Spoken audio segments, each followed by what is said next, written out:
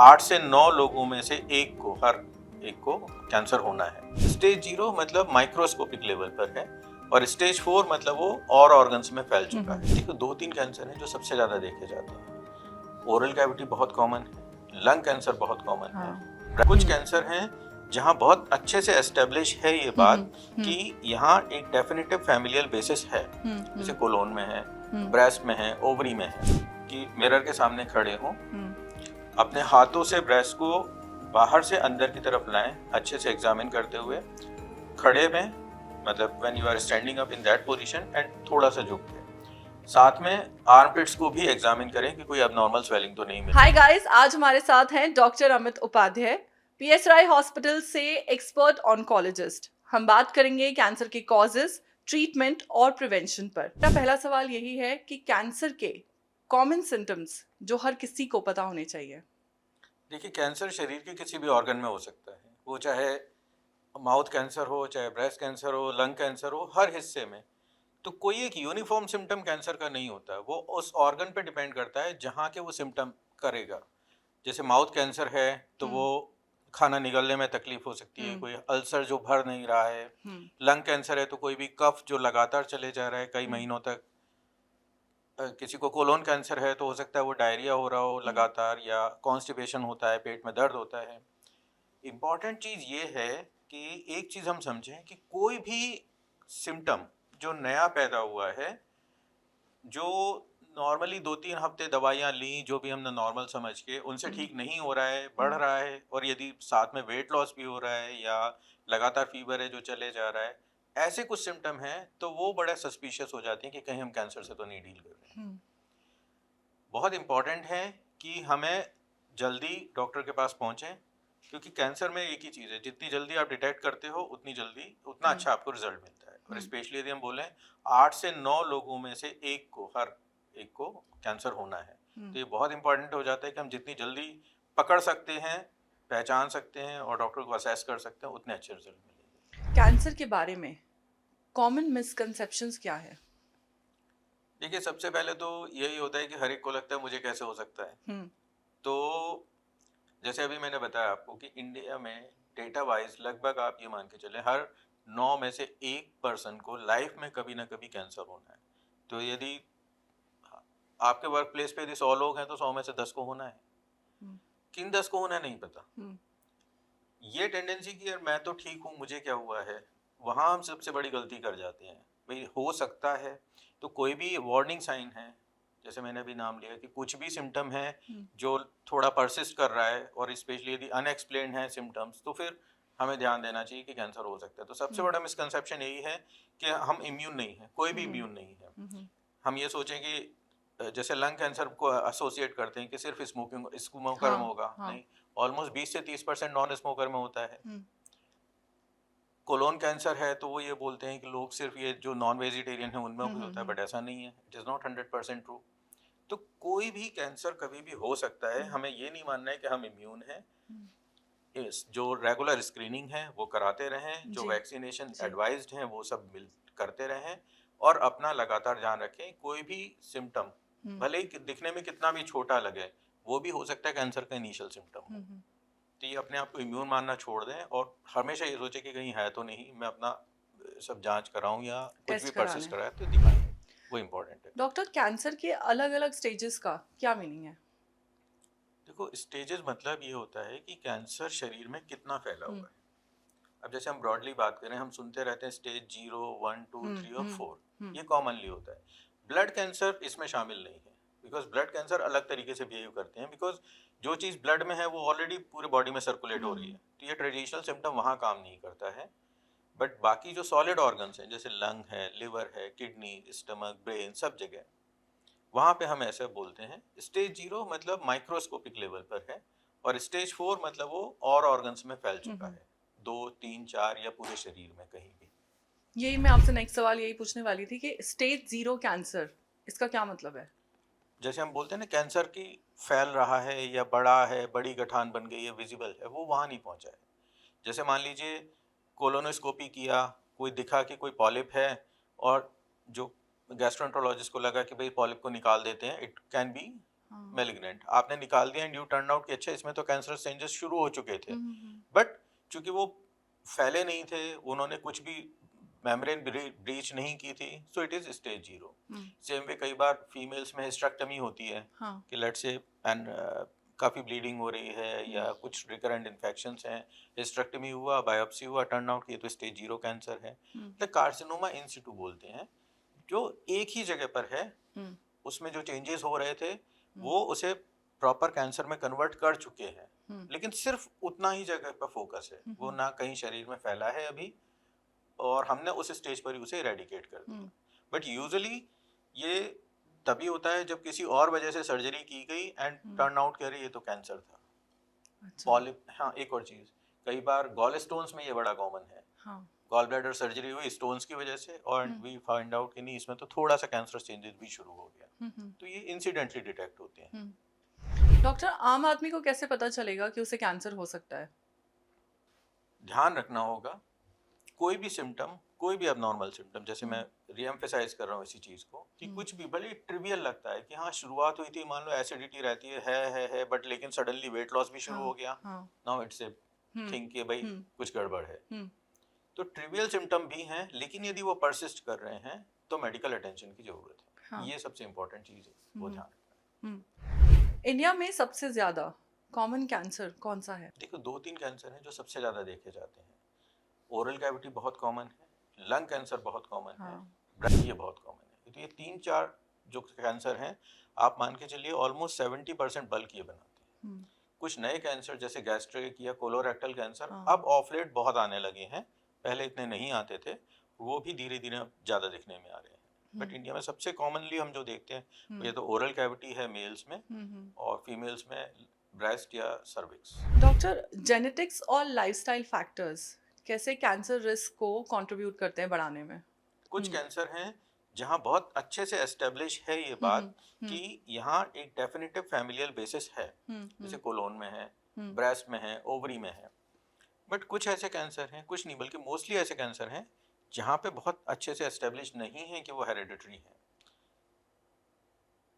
जैसे कि हमने नाम लिया ब्लड कैंसर, आमतौर पे ब्लड कैंसर एसोसिएटेड नहीं होते हैं, और जो होते हैं वो बिल्कुल चाइल्डहुड में हो चुके होते हैं। तो नॉर्मली कोई भी पर्सन जो 60-70s में जिसको कैंसर हो रहा है, आमतौर पे हेरिडिटरी बेसिस नहीं होता है, वो जो यंग में हो रहे हैं या बच्चों में हो रहे हैं वहाँ ज़्यादा चांसेस होते हैं।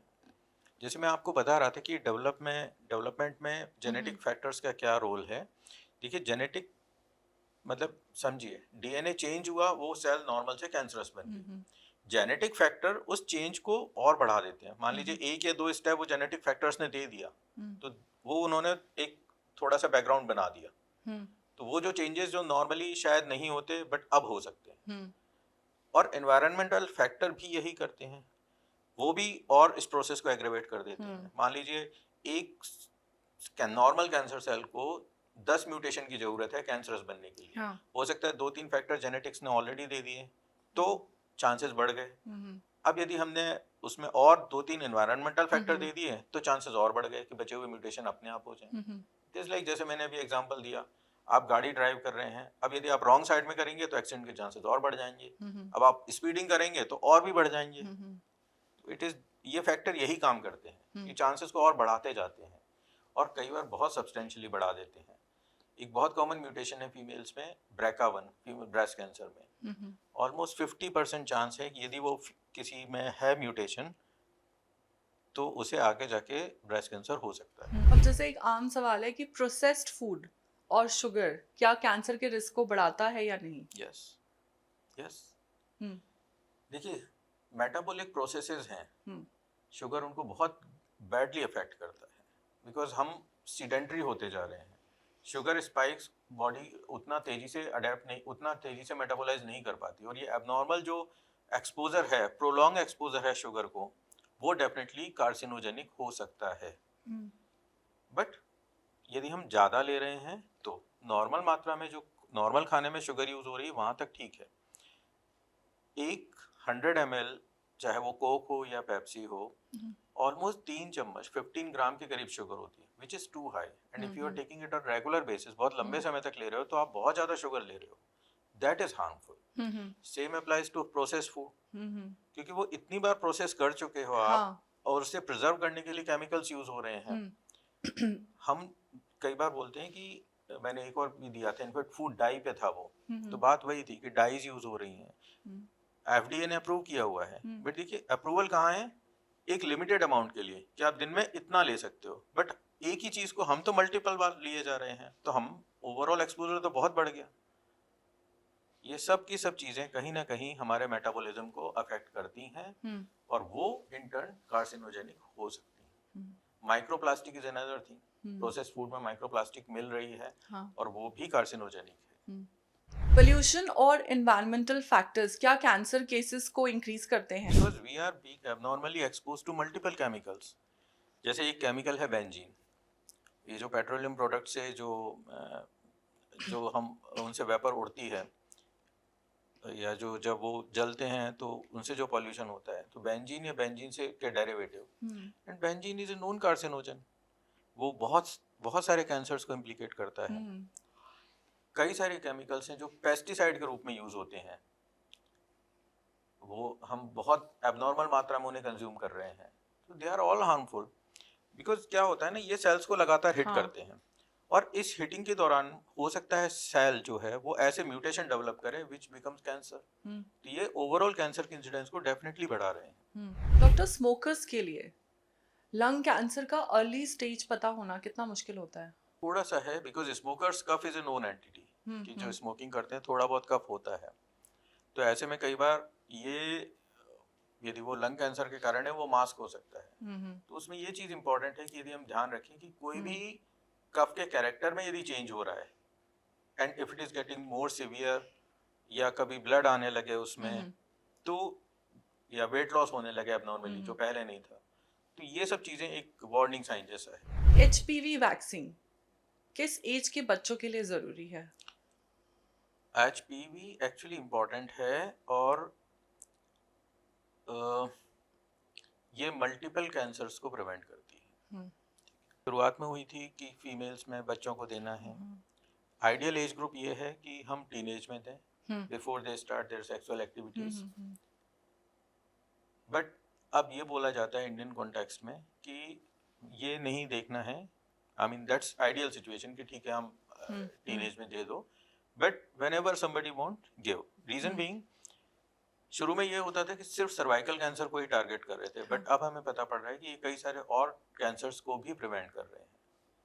तो आइडियल और जो गायनिकोलॉजिकल सोसाइटीज़ हैं वो सब की सब गाइडलाइंस हैं, वो बोलते हैं अर्ली जो टीनेज है वहाँ से शुरू कर देना चाहिए, 12 से 14 साल में, बट यदि थोड़ा लेट भी कोई आ रहा है, give that, it's going to benefit. जैसे आपने सर्वाइकल कैंसर की बात की, तो मैं यहीं पर आपसे एक सवाल करूंगी कि HPV वायरस का सर्वाइकल कैंसर से क्या कनेक्शन है? देखिए, HPV वायरस क्या करता है, वो सर्वाइक्स में वो वहीं रहता है, और लगातार उस एरिया को इरिटेट करता रहता है, इन्फ्लेमेशन करता रहता है, and during this process of inflammation वो सेल धीरे धीरे, बिकॉज कॉन्स्टेंटली इरिटेट हो रही है, कॉन्स्टेंटली उसका DNA जो है वो चेंज हो रहा है, और ये चेंजेस कई बार जो है वो कैंसरस हो जाते हैं। HPV ऑलमोस्ट 80 to 90% जो कैंसर है, सर्वाइकल कैंसर, उसके लिए रिस्पॉन्सिबल माना जाता है, उसका मैकेनिज्म यही है। सर्वाइकल कैंसर को हम डिफरेंशिएट कैसे करेंगे यूट्रीन कैंसर या ओवरियन कैंसर से? यूट्रस जो है वो एक ऑर्गन है, सर्विक्स उसकी ओपनिंग है, तो वो एक ओरिजिन अलग है, उसकी बॉडी से यदि हो रहा है तो वो यूट्रस कैंसर है, ओवरीज आर सेपरेट ऑर्गन, तो भले ही वो जगह एनाटॉमिकली एक ही है, बट अलग अलग ऑर्गन हैं ये सारे। ब्रेस्ट कैंसर का सेल्फ एग्जामिनेशन का सही तरीका क्या है?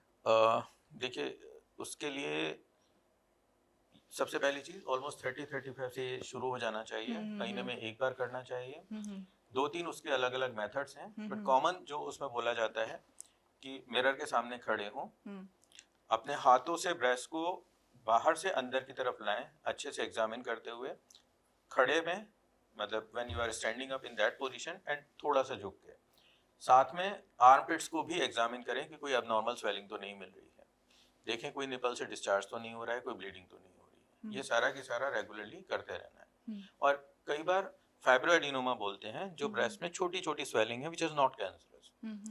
वो आते हैं, कुछ महीने रहते हैं और चले जाते हैं। बट यदि कोई है, उसका साइज बढ़ता चला जा रहा है, या उसमें अल्सर डेवलप हो रहा है, या जैसे मैंने बोला निपल से कोई डिस्चार्ज आ रहा है, ये सब की सब वार्निंग साइन है कि ये स्ट्रांगली सजेस्ट करते हैं कि ये कैंसर हो सकता है। एक और चीज़ होती है डॉक्टर, जैसे अगर हम गायनेक के पास जाएं तो वो बता देते हैं कि लाइक अगर आपको पीरियड्स के दौरान क्रैम्प्स होते हैं, एक तो काफ़ी बार ऐसा होता है कि पीरियड स्टार्ट होने से पहले या पीरियड्स के बाद या तो आपको बैक में क्रैम्प्स होते हैं, या फिर आपका ब्रेस्ट जो है वो काफ़ी हैवी हो Engorge हो जाता जाता है या टाइट हो जाता है, तो उसमें भी लोग काफ़ी बार घबरा जाते हैं कि कहीं ये that's a breast natural cancer. Important चीज ये है, कैंसर के कारण कोई भी चेंज होगा ना, हम्म तो बिल्कुल शुरुआत में भले ही थोड़ा बहुत फ्लक्चुएट करे, बट इट इज मोर और लेस इट इज परसिस्टेंट। यदि कैंसर के कारण कोई ब्रेस्ट में स्वेलिंग डेवलप हो रही है, तो it will be there and it will gradually grow.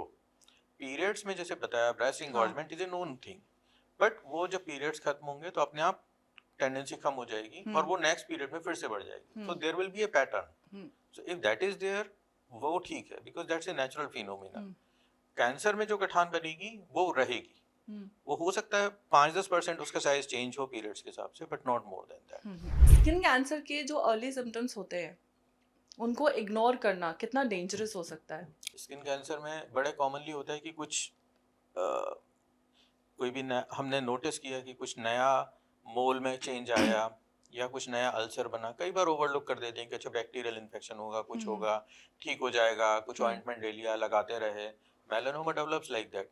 But जैसे किसी भी कैंसर में है, जितनी जल्दी हम करते हैं कुछ कोशिश, उतने अच्छे रिजल्ट मिलते हैं। Same applies to skin cancer also. तो जैसे मैंने बताया, इम्पॉर्टेंट है कि हम एक बोलते हैं 2 हफ्ते मान के चलो, कोई भी चीज जो 2 हफ्ते से ज्यादा परसिस्ट कर रही है and which was not there earlier, check for cancer straight way. अच्छा, यस। सो कैंसर ट्रीटमेंट में अगर हम लास्ट 10 इयर्स की बात करें तो ट्रीटमेंट में क्या चेंजेस आए, क्या नया आया है? बहुत कुछ चेंज आया है। हम थोड़ा सा और पीछे से बात करें, up to you can say almost till 2000 हमारे पास फिक्स 3 ट्रीटमेंट हुआ करते थे, रेडिएशन, सर्जरी और कीमोथेरेपी। जो भी है वो उन्हीं में होना है। धीरे धीरे डेवलप हुआ टारगेटेड ट्रीटमेंट। टारगेटेड मतलब आपने उस समस्या को पहचाना कि कोई सेल नॉर्मल से अबनॉर्मल क्यों बन रही है। It started with A type of blood cancer जिसे हम CML बोलते हैं, क्रॉनिक माइलॉइड ल्यूकीमिया, जो इंडिया में सबसे कॉमन ब्लड कैंसर है। लगभग 30% लोग ठीक होते थे लगभग आज से 20 साल पहले विद ट्रीटमेंट। मतलब 10 ईयर सर्वाइवल वाज 30%। उसका जड़ आपको पता पड़ा कि अच्छा एक क्रोमोसोम है जिसे फिलाडेल्फिया क्रोमोसोम बोलते हैं, उसमें एक चेंज हो जाता है, टायरोसिन काइनेज एक एंजाइम है, वो एबनॉर्मली एक्टिवेट हो गया, बट एक दवाई से आप उसे बड़े आराम से कंट्रोल कर सकते हो। तो आपने टारगेट आइडेंटिफाई किया एंड गिव दैट। आज की डेट में नॉर्मल जो CML के पेशेंट्स हैं, 10 year survival is 95%, as good as general population, and सिर्फ only on the targeted treatment. तो अब क्या हो रहा है कि कैंसर रिसर्च में हम लोग फोकस कर रहे हैं कि कौन सी जीन, कौन सा पाथवे एबनॉर्मल है, और आप उसी को टारगेट करो। पिछले 10 सालों में एक नई चीज जो आई है वो है इम्यूनोथेरेपी। इम्यूनोथेरेपी का मतलब आप ऐसे समझिए कि कोई मतलब बॉडी में लगातार सेल डिवीजन हो रहा है, billions of divisions are there daily, और हमेशा हर चीज परफेक्ट नहीं होती। थोड़े बहुत 0.001% के करीब वो एबनॉर्मल होते हैं, बट बॉडी का इम्यून सिस्टम उन्हें रिकॉग्नाइज करता है और हटा देता है। बट द फैक्ट कि वो परसिस्ट किए, डेवलप किए वो चेंजेस, वो एबनॉर्मल सेल, इसका मतलब कहीं ना कहीं हमारा इम्यून सिस्टम उसे नहीं पकड़ पाया और उसने उसे अलाउ कर दिया बढ़ने को। What immunotherapy does, we find that subset कि जहां इम्यून सिस्टम स्टिल काम कर सकता है, तो आप इम्यून सिस्टम को बताते हो कि no, you go and hit that. तो आपने बॉडी की इम्यूनिटी का सहारा लिया है कि वो जाए और कैंसर की सेल को टारगेट करे। उससे क्या हुआ कि जो कीमोथेरेपी रिलेटेड साइड इफेक्ट्स थे वो खत्म हो गए, बिकॉज कीमोथेरेपी के साथ एक बड़ी इंपॉर्टेंट चीज हो जाती है, वो टॉलरेट नहीं होती कई सारे लोगों से। अब तो नए और ज्यादा मॉडिफाइड और ज्यादा अच्छे एक्सेप्टेबल वर्जन्स हैं, बट पहले ये दिक्कतें ज्यादा थी। इम्यूनोथेरेपी, और कई बार ऐसा भी होता है कि पेशेंट एल्डरली है या बिकॉज ऑफ और कई सारी बीमारियां हैं, कई बार हम कोई दवाइयों को यूज नहीं कर पाते। Immunotherapy gives us an option. पर इनफैक्ट जहां कहीं भी उसका रोल आ रहा है इम्यूनोथेरेपी का, results are really wonderful. In fact आप लोगों ने सुना होगा एक मॉलिक्यूल के बारे में जिसने रेक्टल कैंसर में हम्म, ऑलमोस्ट 100% लोगों को ठीक कर दिया हम्म, सिर्फ इम्यूनोथेरेपी से। हम्म, और वो अभी फॉलोअप आया था ऑलमोस्ट 3 साल के बाद भी, जितने लोगों को ट्रीट किया था किसी में भी कैंसर अभी तक लौट के नहीं आया है। हम्म, सो इम्यूनोथेरेपी पिछले 10 सालों के प्रॉब्ली जो सबसे ज़्यादा मतलब जो प्रैक्टिस चेंजिंग चीज़ थी वो है। थोड़ा सा इशू अभी भी है, इट्स कॉस्टली, बट स्टिल जहाँ तक अप्लाई हो सकती है हम कोशिश करते हैं उसका। तो मेरा नेक्स्ट सवाल यही है आपसे कि इम्यूनोथेरेपी और कीमोथेरेपी कौन सबसे ज़्यादा इफेक्टिव है? कुछ टेस्ट होते हैं जो ये बताते हैं कि इम्यूनोथेरेपी काम करेगी या नहीं करेगी। यदि वो काम करेगी then definitely we should be using that because it is much better tolerated and much more effective. But तभी जब जो मैं मार्कर बता रहा हूँ PD-L1 बोलते हैं वो स्ट्रांगली पॉजिटिव हो। मान लीजिए PD-L1 नेगेटिव है तो ये चांसेस बहुत कम है कि इम्यूनोथेरेपी काम करेगी, तो फिर आप ट्रेडिशनल कीमोथेरेपी का सहारा लोगे। दूसरी बात, जैसे जैसे रिसर्च आ रही है कैंसर्स में इम्यूनोथेरेपी का रोल बढ़ता जा रहा है, बट आज मैं यदि बोलूँ कि 100% में इम्यूनोथेरेपी काम कर रही है, नहीं कर रही है। बट इम्यूनोथेरेपी भी जब हम बोलते हैं तो वो जो मैं बात कर रहा हूँ उसे बोलते हैं immune checkpoint inhibitor, but कई सारी और वेज से भी आप इम्यूनिटी को अफेक्ट करते हो।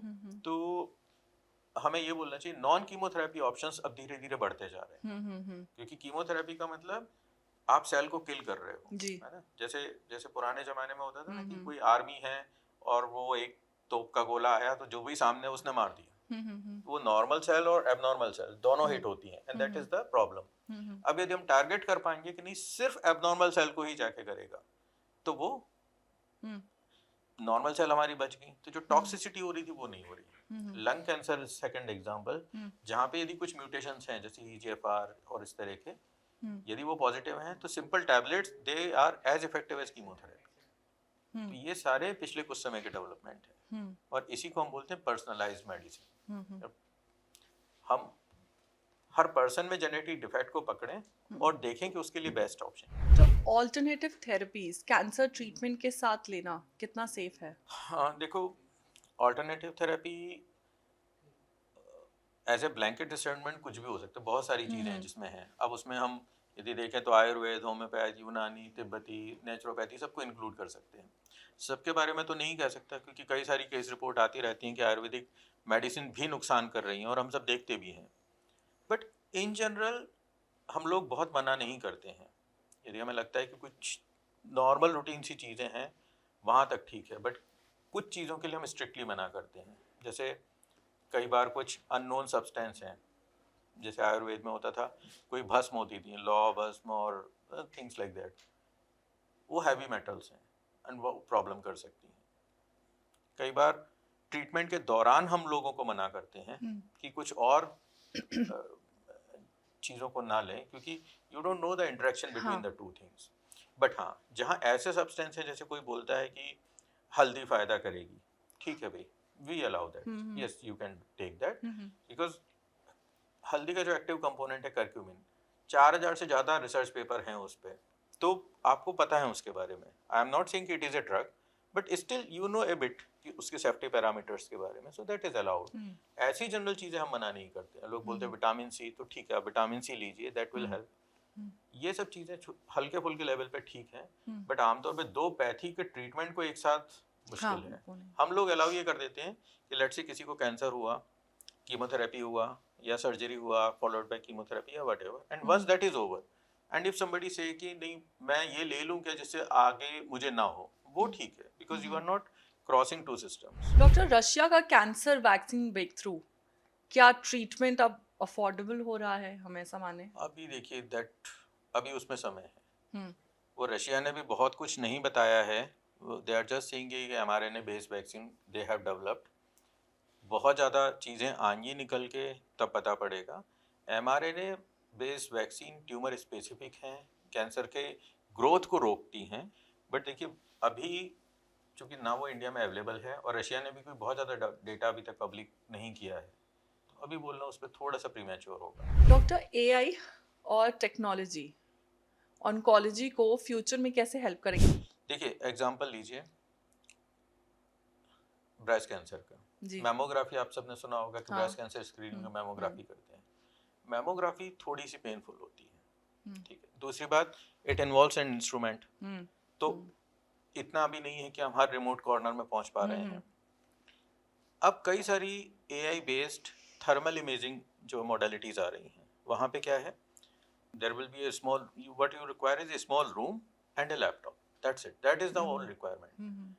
somebody will come, patient आएगा, वो अंड्रेस होके बैठ जाएगा and that's it, वो इमेजिंग अपने आप होती रहेगी 2-4 minute and that's it, you go. वो क्या करते हैं, वो ये देखते हैं कि थर्मल सिग्नल्स जो पूरे ब्रेस्ट में आ रहे हैं वो क्या हैं, बिकॉज वो डिपेंड करते हैं मेटाबॉलिज्म पे, और कैंसर सेल होंगी तो वो एबनॉर्मली मेटाबॉलिक उनके सिग्नेचर होंगे, तो उसे आप बहुत माइक्रोस्कोपिक लेवल पे डिटेक्ट कर सकते हो। तो आपको क्या हुआ कि you can do screening is a much more sensitive way, much less intrusive way, and it's much more accessible, क्योंकि वो कहीं भी जाके करा सकते हो। एआई बेस्ड है, तो एआई अपने आप बता देगा कि कुछ कैंसरस है या नहीं है। नहीं है कोई बात, यदि है तो फिर हम आगे बढ़ सकते हैं। सेम पैप स्मीयर में हो रहा है आजकल, तो बिल्कुल रिमोट एरिया में भी पैप स्मीयर लेके माइक्रोस्कोप के नीचे रखो, एआई विल एनालाइज ये नॉर्मल है या नॉर्मल है। ये तो मैंने बताया एक एप्लीकेशन डायग्नोस्टिक में। जितनी जो बड़ी पैथोलॉजिकल लैब्स हैं, they are using that AI based application to see कि कुछ एबनॉर्मल फाइंडिंग्स हैं क्या, तो वो जो चीज़ें पहले मिस हो जाती थी बहुत तेज़ी से पकड़ में आ रही हैं। तीसरा, एआई का रोल है बहुत ज़्यादा ड्रग डेवलपमेंट में, क्योंकि ड्रग डेवलपमेंट नया, आपको कुछ जेनेटिक सिग्नेचर चाहिए, नया टारगेट चाहिए, it's a very very I would say research intensive process. AI इस पे बहुत काम कर रहा है, तो वर्चुअल टारगेट बना के आप वर्चुअली देख सकते हो कि दवाई काम करेगी आगे जाके या नहीं करेगी। तो AI is future. Doctor, cancer diagnosis के बाद मेंटली स्ट्रांग रहने के लिए आप क्या एडवाइस करेंगे? ये तो बहुत इम्पोर्टेंट है। देखो, मैं आपको एग्जांपल दूं, एक जैसे किसी का हार्ट फेल हो गया, और let's say nothing is working, survival लगभग 6 महीना, वर्सेस ए पैंक्रियाटिक कैंसर, नहीं कुछ काम कर रहा है, सर्वाइवल इज 7-8 मंथ। हाँ। बट कैंसर बोलने से पूरी फैमिली बहुत बहुत तरीके से अफेक्ट होगी। हाँ। कि भाई कैंसर हो गया, कैंसर हो गया। आपने बोला हार्ट डिसीज है, स्टिल अच्छा हार्ट में तो है, क्योंकि साइकोलॉजिकली कैंसर को हम एसोसिएट करते हैं बॉडी से। तो कैंसर डाउट ही अपने आप में बहुत बड़ा जो है ना झटका देता है। ये बहुत इंपॉर्टेंट है जो आपने बोला कि कैसे इस चीज से कोप अप किया जाए।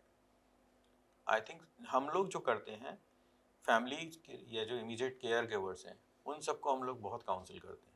हम उनको वो सिखाते हैं कि वो कैसे ध्यान रखें। पेशेंट्स के साथ हम बहुत जो है टाइम स्पेंड करते हैं, और जहाँ वो पेशेंट को लगा कि आपके साथ अच्छी रैपो बन रही है, आई थिंक वो सबसे पहले स्टेप है, क्योंकि देन वो पेशेंट जो है वो अपने अपने फियर्स आपको से डिस्कस कर सकते हैं कि क्यों लग रहा है, क्या लग रहा है।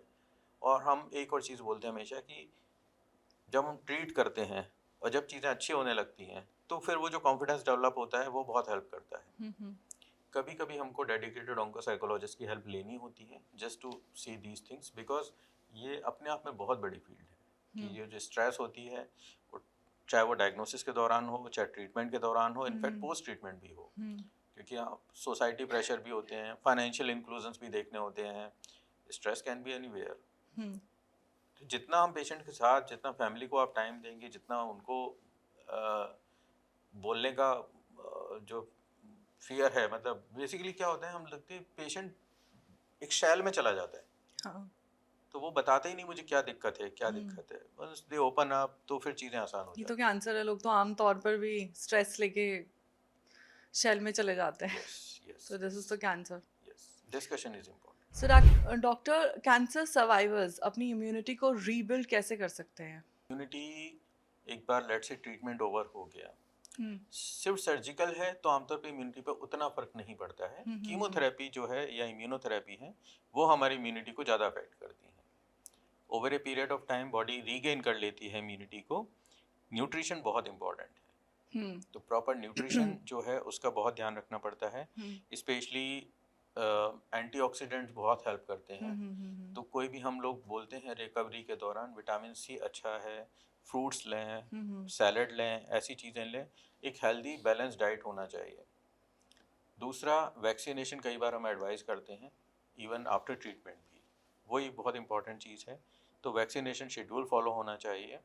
और किसी भी कीमोथेरेपी के ट्रीटमेंट के बाद लगभग 2 साल तक हमारी इम्यूनिटी इम्पेयर रहती है। उस दौरान कोई भी इन्फेक्शन यदि है वो बड़ा रूप धारण कर सकता है, वो सडनली एग्रेसिव हो सकता है। तो उस दौरान हम हमेशा बोलते हैं कि भाई कुछ भी दिक्कत है जी आप जल्दी कांटेक्ट करें, जी। इमीडिएटली कांटेक्ट हम्म। करें। और इस दौरान हम लोग बोलते हैं यदि फैमिली में कोई भी जो इमीडिएट केयर गिवर्स हैं, यदि किसी को लेट से सर्दी खांसी हुआ, निमोनिया हुआ, उन सब से दूर रहना है। सारे के सारे स्ट्रिक्टली हाइजीनिक प्रिकॉशन फॉलो करने हैं। डॉक्टर, पैनक्रियाटिक कैंसर के सर्वाइवल रेट्स इतने लो क्यों होते हैं? नहीं, ऐसा नहीं है। देखिए, डिपेंड्स ये करता है कि आप कितनी जल्दी पकड़ रहे हैं। ये जो पैंक्रियाज का एरिया है या स्टमक का है या ये डीप सीटेड है, तो इनके सिम्टम क्या होंगे? कभी कभी पेन होगा, गैस्ट्राइटिस होगी, एसिडिटी होगी, इंडाइजेशन होगा। और ये इतने कॉमन सिम्टम है कि कई बार हम इग्नोर कर देते हैं कि ठीक है, let's take some medicine and go ahead. तो जब नॉर्मली पैंक्रियाटिक कैंसर डायग्नोज होता है, बाय द टाइम ये पहले से ही फैल चुका होता है। तो पैंक्रियाटिक है या ब्रेन में है कुछ कैंसर, ये ट्रेडिशनली ऐसे हैं कि जब तक हम पता पड़ता है वो ऑलरेडी बढ़े हुए होते हैं। तो नेचुरली जब बड़े हुए होंगे तो सर्जरी, रेडिएशन इज आउट, सिर्फ कीमोथेरेपी उससे नेचुरली हर 100% लोगों में काम नहीं करती है। तो ये भी इशू आ जाता है। तो जितने लोगों में वो फ़ायदा करेगी करेगी, बट प्रोबेबली उसका रीज़न यही है कि थोड़ा सा लेट पता पड़ता है इन कैंसर्स का। सेम गॉल ब्लैडर में उसका भी थोड़ा लेट पता पड़ता है। ये डीप सीटेड एबनॉर्मल ऑर्गन्स है। डॉक्टर, प्रोस्टेट कैंसर के अर्ली सिम्टम्स को कैसे पहचानें? देखो, प्रोस्टेट का बढ़ना एल्डरली में बड़ा कॉमन है। हाँ। 60 की एज के बाद prostate cancer, not prostate cancer, prostate related issues जो हैं ऑलमोस्ट 40% लोगों में होते हैं। वो क्या होंगे?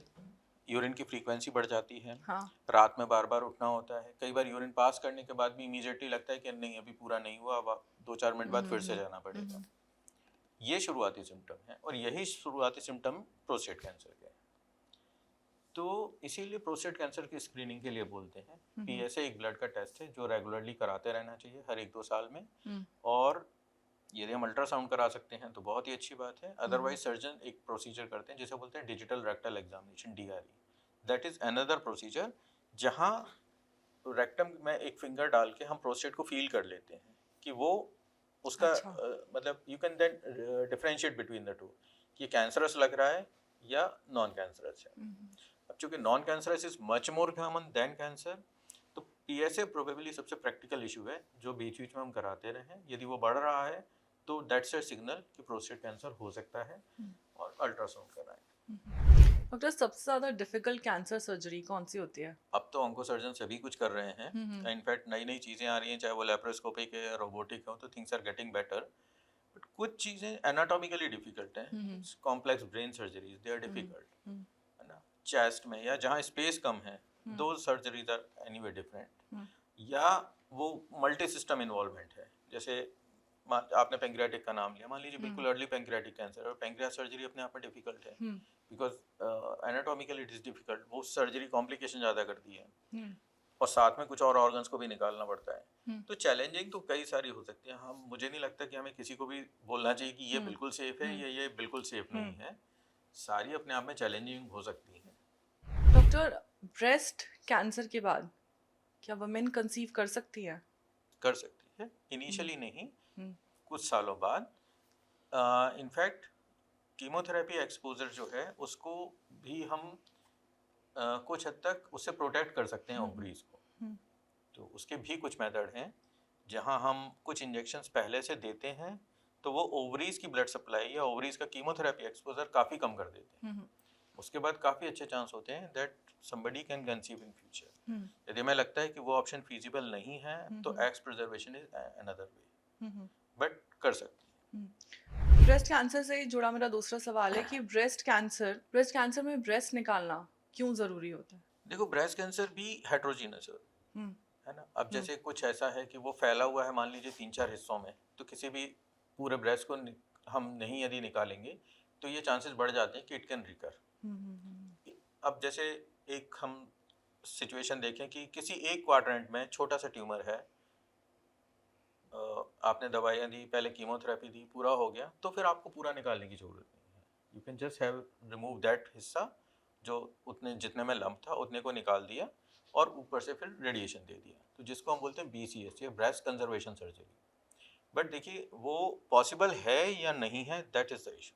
कई बार मल्टी सेंट्रिक होता है, जैसे अलग अलग जगहों पे फैला हुआ है ब्रेस्ट के अलग अलग हिस्सों में, तो फिर आप प्रिजर्व नहीं कर पाओगे। But let me tell you, अब जितनी भी सर्जरी हो रही हैं, पहले ज़माना था रेडिकल का कि सब कुछ निकाल दो, अब ज़माना है ऑर्गन प्रिजर्वेशन का। तो एवरीबडी वांट कि जिस हद तक हम सेव कर सकते हैं, हमारा टारगेट वही रहता है, उतना हम सेव कर पाएँ। डॉक्टर नवजोत सिद्धू ने क्लेम किया है अबाउट कैंसर होम रेमेडीज, तो ये कितना रियलिस्टिक लगता है? देखो उसमें दो चीज़ें थी, भले उन्होंने रेमेडीज ली बट उन्होंने ट्रीटमेंट तो लिया था, सर्जरी भी हुई, कीमोथेरेपी भी हुई। तो ऐसे में यदि हम सिर्फ और सिर्फ उन्हीं को क्रेडिट दें, ये ठीक नहीं है।